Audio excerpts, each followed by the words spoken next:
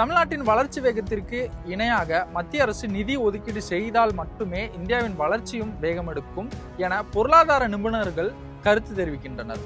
ஆனால் இதனை சிறிதும் சிந்திக்காத மத்திய அரசு தமிழகத்திற்கு போதுமான நிதியை வழங்காமல் தொடர்ந்து புறக்கணித்து ஒட்டுமொத்த நாட்டின் வளர்ச்சிக்கும் முட்டுக்கட்டை போடுகிறது அப்படின்னே சொல்லலாம். நாட்டின் வளர்ச்சிக்கே தூண்டுகோலாக இருக்கும் தமிழகம் போன்ற தென் மாநிலங்களுக்கு நியாயமான வகையில் நாடாளுமன்ற தொகுதிகள் வழங்கப்பட வேண்டும். ஏனென்றால் நாடாளுமன்ற இரு அவைகளிலும் தமிழகம் போன்ற தென் மாநிலங்களின் பிரதிநிதிகள் அதிகம் இருந்தால்தான் மாநில வளர்ச்சிக்கு தேவையான திட்டங்கள், மானியங்கள் மற்றும் உரிமைகளை மத்திய அரசிடமிருந்து கேட்டு பெற முடியும்.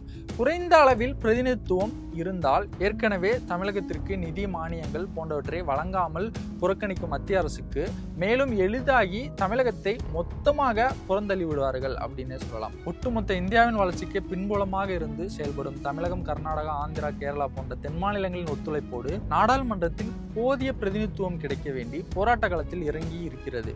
இத்தனை மாநிலங்களும் அதிக பிரதிநிதிகளை தக்க வைத்தால் மட்டுமே மக்களுக்கான நலத்திட்டமாக இருக்கட்டும், மாநில வளர்ச்சி திட்டமாக இருக்கட்டும், மத்திய அரசிடமிருந்து கிடைக்கும் சலுகையாக இருக்கட்டும், மானியங்கள் போன்றவையாக இருக்கட்டும், நாம் உரத்த குரலில் பேசி நமது உரிமைகளை வாங்க முடியும் என்று தென் மாநில ஆட்சியாளர்கள் கோரிக்கை விடுப்பது நியாயம்தானே? நியாயமான மறு சீரமைப்பு மனதில் வைத்து மத்திய அரசு சிந்தித்து செயல்படுமா என்பதை பொறுத்திருந்து பார்ப்போம்.